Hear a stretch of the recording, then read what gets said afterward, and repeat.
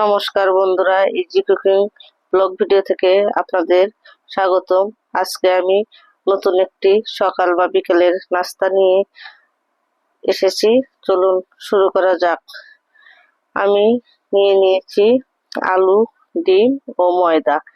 আলু ডিম দিয়ে দারুণ একটি রেসিপি তৈরি করে দেখাবো। চুলায় কড়াই বসিয়ে দিয়েছি, কড়াইয়ে তেল দিয়ে দিয়েছি, দিয়ে দিলাম পেঁয়াজ কুচি। পেঁয়াজ কুচিটা একটু নেড়ে চেড়ে নেব। দিয়ে দিব আলুগুলোকে আমি চারকোনা করে কেটে নিয়েছি। আলুগুলো ভালোভাবে নেড়ে চেড়ে ভেজে নেব। দিয়ে দেব লবণ, দিয়ে দেব হলুদ গুঁড়ো, আর দিয়ে দেব সামান্য মরিচ গুঁড়ো। কারণ আমার ঘরে বাচ্চা আছে, তাই আমি বেশি ঝাল দেব না। আলুগুলোকে মশলা দিয়ে ভালোভাবে নেড়ে চেড়ে ভেজে নেব। ভেজে দিয়ে দেব ঢাকনা দিয়ে ভালো করে সেদ্ধ করে নেব। আবারও ফিরে আসলাম কিছুক্ষণ পর, ঢাকনা উঠিয়ে আবারও নেড়ে চেড়ে নিলাম। আলুগুলো ভাজা হয়ে গিয়েছে, আলুগুলো তুলে নিলাম। বন্ধুরা, এভাবে আত্মীয় স্বজন আসলে সকাল বা বিকালের নাস্তা বানিয়ে নিতে পারেন। নিয়ে নিয়েছি ময়দা, দিয়ে দিলাম লবণ, দিয়ে দিলাম জিরে গুঁড়ো, দিয়ে দিলাম মরিচ গুঁড়ো,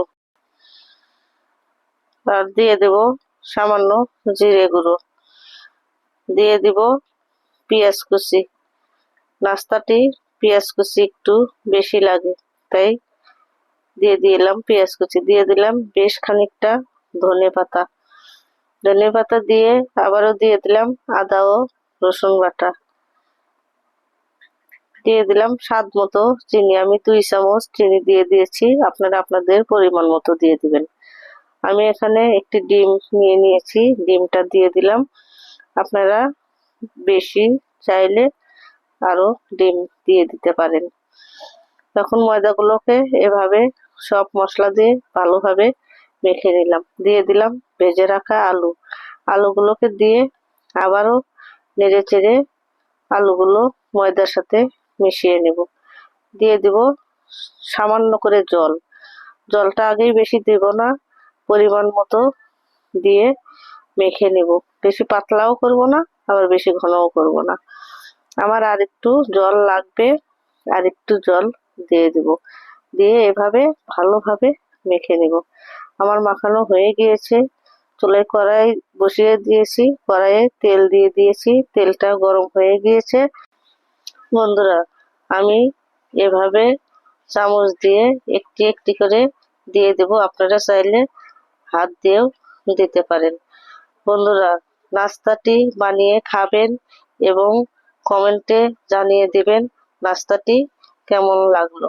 আপনারা কমেন্টে জানিয়ে দিলে আমি উৎসাহিত পাবো, আবারও নতুন কোনো রেসিপি করার চেষ্টা করব। বন্ধুরা, আপনাদের ঘরে বাচ্চা থাকলে এভাবে বানিয়ে দিবেন, অনেক মজা করে খেয়ে নেবে। আমি উল্টিয়ে দিয়েছি, উল্টিয়ে ঢাকনা দিয়ে ঢেকে দিয়েছি।